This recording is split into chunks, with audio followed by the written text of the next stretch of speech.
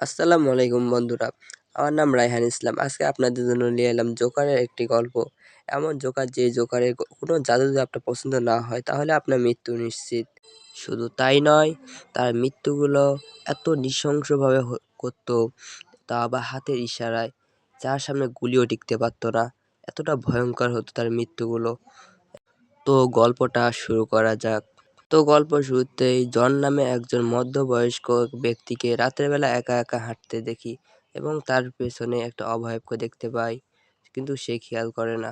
তো সে হেঁটে যাচ্ছে, হঠাৎ সে দেখতে পায় তার প্রথম স্ত্রী মেয়ে এমা ছোটবেলার অভয়কে, কিন্তু সে তো বড় হয়ে গিয়েছে।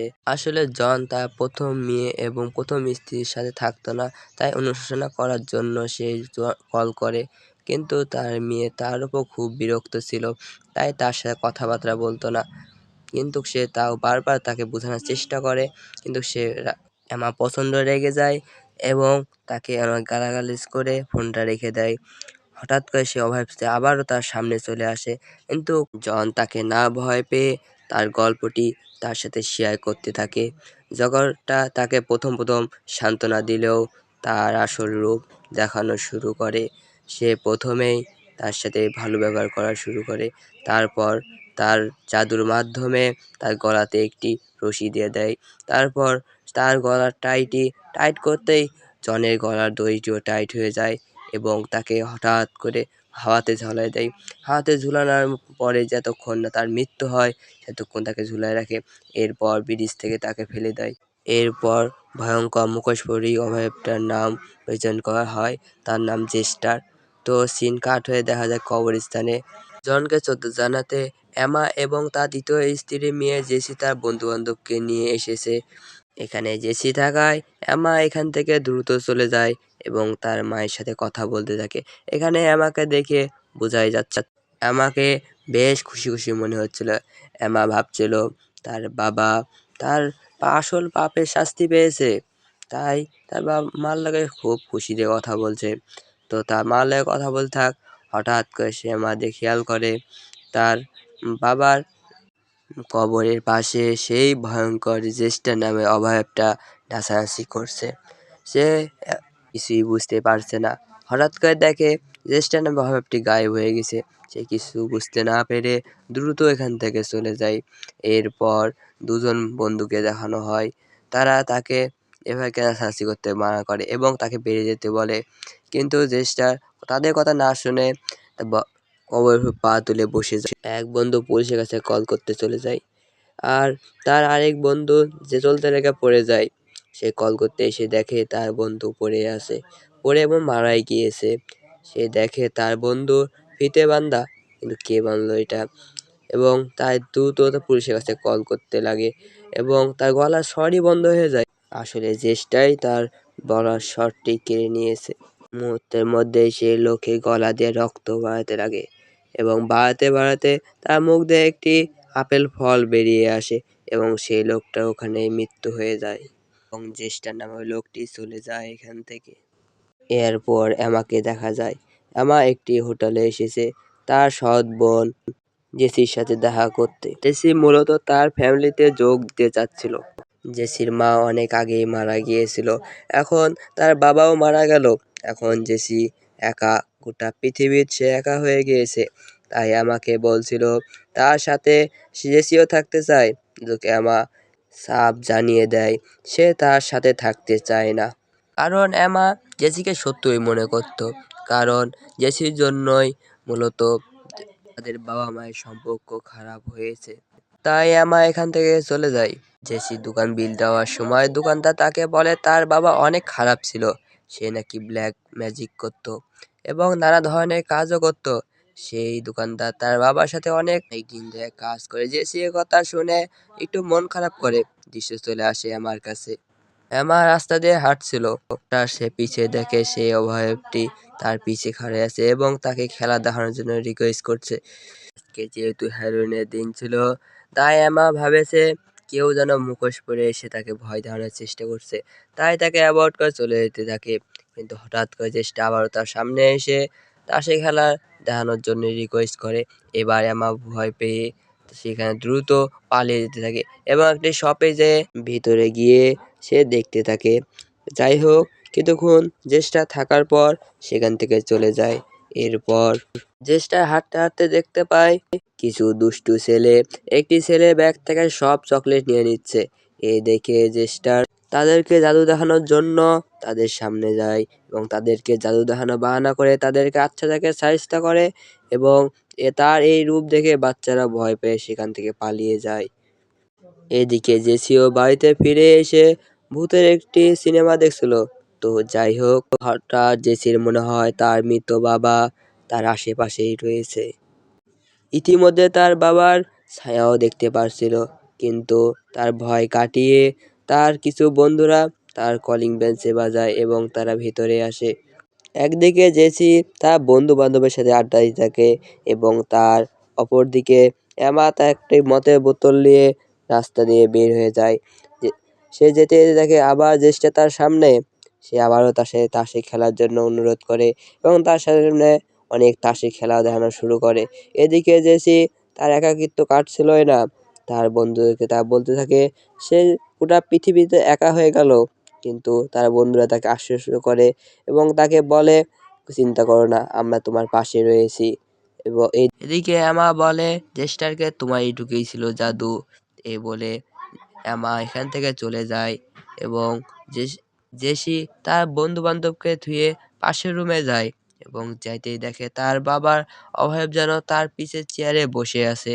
সে অনেক ভয় পেয়ে যায় এবং তার বন্ধু বান্ধবকে বলে বন্ধু বান্ধবের সাথে তার ভলয়ম পার্টি যাওয়ার জন্য সে রেডি হয়ে যায় এবং তাদেরকে বলে সেও যাবে। তার বন্ধুরাও রাজি হয়ে যায়। এদিকে এমা বাড়ি যাচ্ছিল, জেস্টারও তার পিছু পিছু রওনা দিয়েছে। এবার এমা জেস্টারকে তার পিছনে দেখে খুব ভয় পেয়ে যায়। মতে বোতলটা মাটিতে ফেলে দেয় এবং জেস্টার সে বোতলে কাঁচটি তুলে তাকে নেয়। এবার এমা বলে যে তুমি এক মারতে চাইলে মেরে দাও, আমি এবার পালাবো না। কিন্তু জেস্টার সে কাঁচের টুকরোটা দিয়ে নিজের গলায় কেটে দেয় আর মাটিতে পড়ে যায়।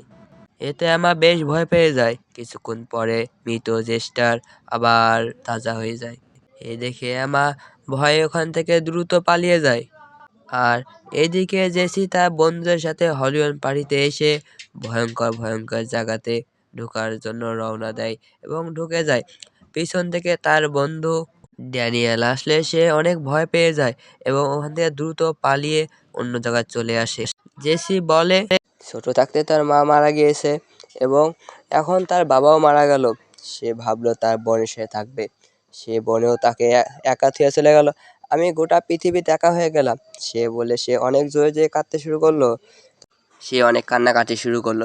এ দেখে তার বন্ধুরা তাকে জড়ায় ধরলো এবং তাকে সান্ত্বনা দেওয়ার চেষ্টা করলো। এদিকে এমা তার রক্ত মুখে মুখ নিয়ে সে ওই শপে আবার চলে যায়। সব কাহিনী সে দোকানদারে বলল। স্বাভাবিকভাবে সে দোকানদার তাকে বিশ্বাস করলো না এবং তাকে ওয়াশরুমটা দেখায় দিল। সে ওয়াশরুমে গিয়ে তার মুখটা পরিষ্কার করতে বলল। সে তার কথা এমা সব বুঝতে পেরে তার কথায় সে ওয়াশরুমে চলে গেল মুখ পরিষ্কার করতে। এসে দেখে বাইরে পুলিশ আছে, তাই পুলিশকে সব কথা ঘটনা খুলে বলল। পুলিশরা তা বিশ্বাস করলো না এবং হঠাৎ করে সে দেখতে পেল যে হর্ষ পেয়েও সেই অভয়টি চলে এসেছে। দেখা মাত্রই এমা পুলিশদেরকে সব বলে দিল। সাথে সাথেই পুলিশরাও তাকে বলল তার মাস্কটা খুলতে, কিন্তু জেস্টার তার ম্যাজিক দিয়ে তাদের হ্যান্ডকাপ তাদের হাতে পরিয়ে দিল। শুধু তাই নয়, তার একটি টুপি দিয়ে পুলিশের একটি মাথায় উড়িয়ে দিল। এই দেখে শপের মালিক দ্রুত ওখান থেকে পালিয়ে গেল। এই দেখে একটি পুলিশ গুলি করতে থাকে এবং তার মাথা নয় তার বুকে সব করা গুলি লাগে, কিন্তু সে পুলিশটা যখন মারা যায় তখন আবারও যান আরেকটি পুলিশ গুলি করতে লাগে এবং এখন গুলিটাই ধরে নিয়েছে সে। গুলিটাই ধরে এরপর এমাও ওখান থেকে পালিয়ে যায়। কিছুক্ষণ পর সবখানি পুলিশ মাইরা চেষ্টার ওখান থেকে বের হয়ে আসে। এরপর জেসি তার বাবার মৃত অবয়বকে দেখতে পায়। অপরদিকে জেসির বন্ধু মাইকেলের সামনে জেস্টার চলে এসেছিল। সে মাইকেলকে জাদু দেখানোর জন্য কয়েকটি কাপকে নিয়ে খেলা দেখাতে থাকে। মাইকেল তার এসব খেলা দেখে বেশ বিরক্ত হয়ে যাচ্ছিল। এরপর জেস্টার একটি কাপের থেকে অনেকগুলো দাঁত বেরিয়ে আসে। হঠাৎ করে মাইকেলের মুখ থেকে রক্ত বের হতে থাকে। এরপর জেস্টারে মগের আরেকটি কাপ থেকে আরেক দুটি চোখ বের হয়ে আসে। এবার দেখি মাইকেলের দুটি চোখ নাই। মাইকেল বাঁচার জন্য ভয়ে পালাতে থাকে। এদিকে তার বন্ধুরা দেখে খুব ভয় পেয়ে যায়। জেসটা তার বাকি বন্ধুদের উপরে হামলা করে দেয় এবং তাদেরকে বেশ আহত করে ফেলে। এদিকে এমা জেসটার কাছ থেকে পালাতে পালাতে ক্লান্ত হয়ে একটি জায়গাতে বসে যায় এবং এই সময় তার মায়ের কল আসে। আসলে জেসটারই মূলত তার মায়ের কণ্ঠ করে কথা বলছিল হাতের ইশারায় মোবাইলে। জেসটার তাকে বলে, তুমি কি আমাকে দেখে ভীষণ ভয় পাচ্ছ? না, আমাকে দেখে তো জেসি ভয় পাবে শুধু। তুমি এ সব কিছু ভুলে যাও, তাহলে তোমার কাছে এ সকল ঘটনা শুধু একটি স্বপ্নের মতো মনে হবে। আর যদি তুমি মৃত্যুর খেলা চালিয়ে দিতে চাও তাহলে কোনো সমস্যা নাই। ফোনে জেস্টার এত ভয়ঙ্কর রূপ দেখে তার বোনের ওপর খুব ভালোবাসা জেগে ওঠে। জেসিকে বাঁচানোর জন্য সে দ্রুত ওখান থেকে চলে যায় এবং যেতে যেতে দেখে তার বাবা সেই ব্রিজে ওখানে খাড়িয়ে আছে এবং তাকে বলছে, আমার মৃত্যুর জন্য শুধু তুমি দায়। তোমার জন্য আজকে আমি মৃত্যুবরণ করেছি। তুমি যে কলটা ধরতে তাহলে আজকে এই হাল আমার হতো না। তাই তুমি শুধু আমার মৃত্যুর জন্য দায়। যে এমা তার বাবার কাছে ক্ষমা চায়। তার বাবা একই কথা বলতে থাকে এবং তার গলার দড়ি তার গলায় বসিয়ে দেয়। কিন্তু এমা বারবার ক্ষমা চাইতে থাকে, কিন্তু জন তার গলা থেকে দড়িটা খুলে তার মেয়ের গলায় বসিয়ে নদী থেকে পাক মারে ফেলে দেয় এবং সে একটি কবর থেকে উঠে। সে বুঝতে পারে এই জায়গাটি তার চেনা এবং এই জায়গাতে তার ছোটবেলা জেসি এবং এমা ছোটবেলার অভাবকে দেখা যায়। সে বুঝতে পারছে এইসব সে কোনো এক কল্পনার জগতে আছে। তাই এখান থেকে বাড়ানোর জন্য ওখান থেকে দ্রুত বাড়িয়ে যায় এবং সামনে একটি ঘর দেখে সে ঘরের ভিতরে ঢুকে যায়। সেই ঘরে দেখে জন এবং তার মেয়ে খুব সুখে বসে আছে। সে জেসি ভাবে এটা কেমনে সম্ভব। তখন জন উঠে তাকে বলে, আমার মৃত্যুর জন্য তুমি দায়, আমার মৃত্যুর জন্য তুমি দায়। তোমার জন্য আমি মৃত্যুবরণ করেছি, আমার মৃত্যুর জন্য শুধু তুমি দায়। তোমার জন্য মৃত্যুবরণ করেছি আমি। এই সময় জেসি এসে বলে, হ্যাঁ, আমার বাবার জন্য তুমি মৃত্যু দায়। এখন জেসি হঠাৎ করে বলে, তুমি জেগে ওঠো, ইতিমধ্যে দেরি হয়ে গিয়েছিল। ইতিমধ্যে আমার রেগে যায়, রেগে গিয়ে ভুল করে সুই দিয়ে জেসি পেটে ঢুকিয়ে দেয়। সে বুঝতে পারে বাস্তবে সে জেসি পেটে মেরে দিয়েছে এবং জেসি খুব আহত হয়ে শুয়ে পড়ে এবং তার বোনকে বলে, আমি বুঝতে পেরেছি তুমি ইচ্ছাকৃতভাবে আমাকে মারো নাই। সে নিশ্চয়ই তোমাকে ধোঁকা দিয়েছে। আমি বিশ্বাস করি তুমি আমাকে মারতে পারো না। আমি জানি তুমি আমাকে অনেক ভালোবাসো। তো এই কথা শুনে এমা খুব কষ্ট পায় এবং কাঁদতে থাকে। তখন এমা ছুরিটা নিয়ে যে অভয়টি গায়ে নাগাতার আঘাত করে, কিন্তু অভয়টি কোনো কিছুই হয় না। এরপর কিছুদিন পরের দৃশ্য দেখা হয়।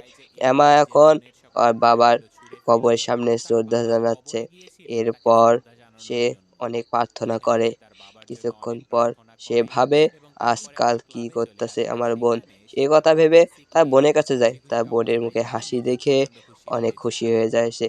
এখানে আপনাদের মনে প্রশ্ন থাকতেই পারে যে ওই অভাবটি এসেছে কেন, কি উদ্দেশ্যে এসেছে বা কোথায় গেল। এই বিষয়ে মুভিতে তেমন কোনো বিশেষ তথ্য দেওয়া হয় নাই। তবে আমার যা মনে হয়, যেহেতু আমার মা প্রথম স্ত্রী ছিল, তাই আমার মাই হয়তো কোনো ব্ল্যাক ম্যাজিক করে সে অভাবটিকে পাঠিয়েছে এদের প্রতিশোধ নেওয়ার জন্য। যেহেতু এমা সব শত্রুতা ভুলে তাকে আপন করে নিয়েছে, তাই অভয়টি হয়তো চলে গিয়েছে। আর আজকের মুভিটা এখানে সমাপ্ত। তো আজকের মুভিটা কেমন লাগলো অবশ্যই কমেন্টে বলবেন। আজকের ভিডিওটা তাহলে এ পর্যন্তই। আবার দেখা হবে অন্য কোনো ভিডিও। ততক্ষণ খুদা হাফেজ।